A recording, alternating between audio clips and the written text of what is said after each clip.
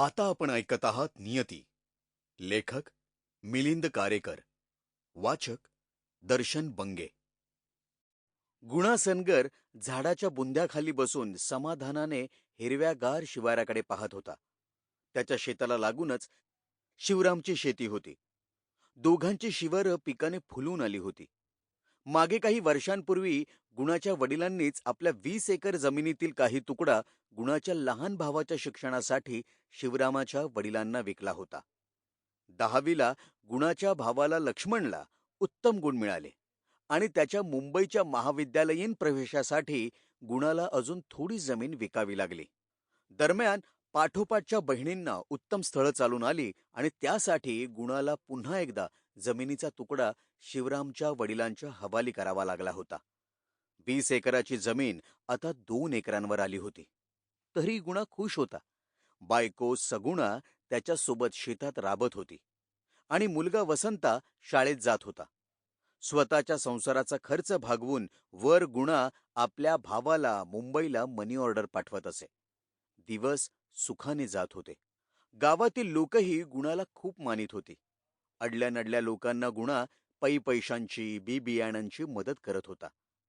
पण काळाची चक्र फिरली आणि त्यानंतर सलग 3 वर्ष पाऊस गुणाच्या गावावर रुसून बसला. गावकऱ्यांनी 2 वर्षातच हाय खाल्ली आणि लोक गाव सोडून जायला लागली. पण गुणा चिकाटीचा. त्याने पावसाची वाट बघत बघत 3 वर्ष काढली. कधी काळी फुलून येणारं शिवार आता ओस दिसू लागलं. शेतातल्या सुकलेल्या जमिनीवरच्या भेगा गुणाच्या तळपायावरही दिसू लागल्या. गेल्या वर्षी भावाचं शिक्षणही गुणाला बंद करावं लागलं. त्याच्या पदवीला अजून 2 वर्ष बाकी होती. वसंताची गावातील शाळा तर केव्हाच बंद होऊन मास्तर देशोधडीला लागले होते. आता त्या गावात टिकाव धरणं कठीण होतं. मुंबई पाहून आलेल्या भावाने गुणाकडे मुंबईला कामधंदा पाहू म्हणून लकडा लावला.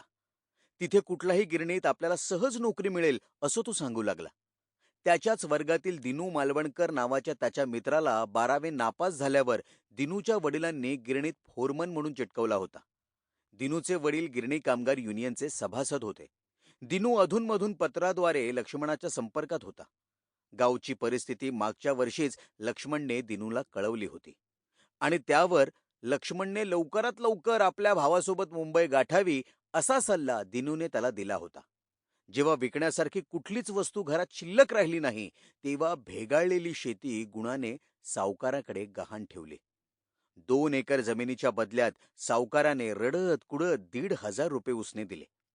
300 रुपयांची वाण Sample complete. Ready to continue?